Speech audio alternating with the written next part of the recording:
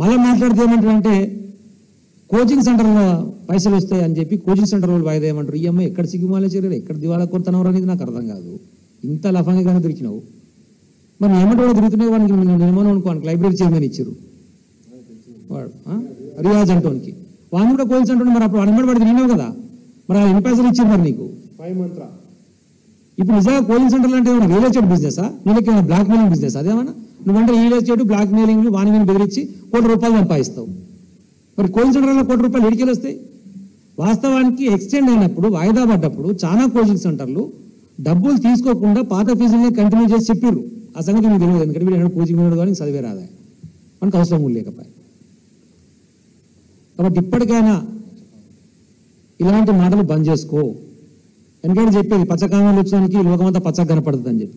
నేను అలా పచ్చ మనసుతో కలిసింది కాబట్టి ఇంక ఎక్కువైనట్టుంది. అది ఏంటంటే గతంలో ప్రతిపక్షం ఉన్నప్పుడు ఎట్లాంటి కుట్రలు చేసిండో, ఎట్లాంటి అబద్ధాలు మాట్లాడిండో అదే వీళ్ళు కూడా చేస్తున్నారని అనుకుంటాడు ఈ లంగా.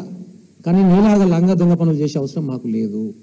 మేము నిజాయితీగా ఉన్నాం, ప్రజల పక్షాన ఉన్నాం, నిరుద్యోగుల పక్షాన ఉన్నాం. నువ్వు ఇస్తాన జాబ్ క్యాలెండర్ ఏమైనా మాత్రమే అడుగుతున్నాం. అదే నిరుద్యోగులను రెచ్చగొట్టి చోటు మాట్లాడిన నువ్వు వాళ్ళ కోసం ఎంతో మొత్తం నీ పాలనే తాకట్టు పెట్టినట్టుగా మాట్లాడినటువంటి పరిస్థితి ఉంది. కాబట్టి ఇవన్నీ అబద్ధాలు. 1:100 మిలియన్ అని చెప్పేసి అడుగుతున్నారు గ్రూప్కి సంబంధించి. మీ బట్టి విక్రమార్క అసెంబ్లీ వేదికగా నేను అసెంబ్లీలో కూర్చున్నప్పుడు అడిగింది ఆయన, పక్క రాష్ట్రంలో ఇక్కడ ఎందుకు కాదు 1:100 పిలుద్దామని అని చెప్పేసి. నువ్వు చెప్పిన మాటని నెరవేర్చమని అడుగుతున్నాం. సాధ్యం కాకపోతే ఆ రోజు తెలియక పొరపాటు నేను మాట్లాడినా మేము అమలు చేయలేకపోతున్నామని చెప్పేసి ఆ రేవంత్ రెడ్డి గారు వస్తూ బట్టి విక్రమార్క వస్తూ వచ్చి ముక్కు నీళ్ళకి రాసి తప్పేనని చెప్పేసి నిరుద్యోగుల కాలు పట్టుకొని క్షమాపణ అడుగురు. మరి మేము చేయలేకపోతున్నాం అని చెప్పేసి ఇద్దరు ముక్కు నీళ్ళకి రాయాలి. ఇప్పుడు నువ్వు చెప్పిన మాట చేయమంటే సాధ్యం కాదని వాటితో టెక్నికల్ ఇష్యూస్ ఉంటాయి. మరి అప్పుడు తెలియదు టెక్నికల్ ఇష్యూస్ ఉంటాయని ఉత్తగా ఇష్టం వచ్చినట్టు మాట్లాడండి. ప్రభుత్వంలోకి రాగానే లెక్కబిందులు అంటే అనుకొని వచ్చినా మేము లెక్కబిందులు లేవు కానీ మాట్లాడతాడు. ఈ ఎంత ఎదవనాలే వినండి, లెక్కబిందులు ఉంటాయి ప్రభుత్వాల కాడ అంటే ఏది పడితే అది మాట్లాడవచ్చు. 1:100 పిలవగలుగుతామో పిలవలేమని ఆ రోజే మాట్లాడాలి కదా. ఇప్పటివరకు కనీసం అడ్వకేట్ జనరల్ గురించి మాట్లాడినవా? 1:100 పిలవచ్చా, టెక్నికల్ ఇబ్బందులు ఏమైనా ఉన్నాయా, లాభాల ఇబ్బందులు ఉన్నాయా అడిగిన అసలు అడగకనే పోతుంది. నీకెట తెలిసే నువ్వే లాయర్వా?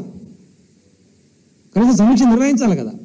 అంటే ఇంత దౌర్భాగ్యమైనటువంటి పరిస్థితులలో ఉన్న రేవంత్ రెడ్డి తెలంగాణ సమాజం అనుకోకుండా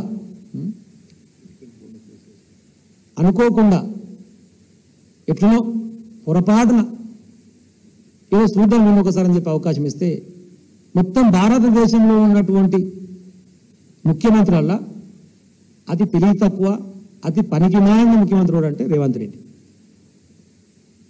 ఇప్పుడు అందరు ప్రజలు చూస్తున్నారు, వీడు ఏదో చేస్తాడు అనుకొని చేస్తే నీ అమ్మ ₹2,000 పింఛను 4,000 అనుకుని పుసుకునేస్తే ₹2,000 పింఛను 2 నెలలకి పత్తలేదు.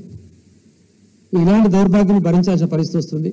ఇంకా నీటో గీటో జర దయచేసి నువ్వే మీ రాహుల్ గాంధీ కొంచెం ఆమరణ నిరాహార దీక్ష కూర్చుంటే నువ్వన్నటువంటి మాటనే నువ్వు ఏదైనా కథమైపోతే కనీసం తెలంగాణ ప్రజలు సుభిక్షంగా ఉంటారు. నాయన రేవంత్ రెడ్డి ఆలోచించు, మంచి ఆలోచన ఇది. కనీసం ఆ సందర్భంగా ఉన్న తెలంగాణ ప్రజలకు పట్టినటువంటి పీడ విరగడవుతుంది. ఒకసారి మాట్లాడే ముందు నిరుద్యోగుల గురించి కానీ, విద్యార్థుల గురించి కానీ, చదువుకున్న గురించి కానీ నువ్వు సన్యాసం ఆడుతున్నావు, నువ్వురా సన్యాసం అనేటువంటి విషయాన్ని గుర్తుపెట్టుకొని మెలిగి వాళ్ళు చేసినటువంటి ప్రధానమైన డిమాండ్ని గమనంలోకి తీసుకొని రేపటి నుంచి ఆల్ టికెట్ ఇచ్చి తీరుతా అని చెప్పేసి మొండిగా వ్యవహరించకుండా ప్రజల పక్షాన్ని ఆలోచించి డిఎస్సిని వాయిదా వేయాలని చెప్పేసి మా నిరుద్యోగ పక్షాన హృదయపూర్వకంగా మిమ్మల్ని విజ్ఞప్తి చేస్తా ఉన్నా. జై తెలంగాణ.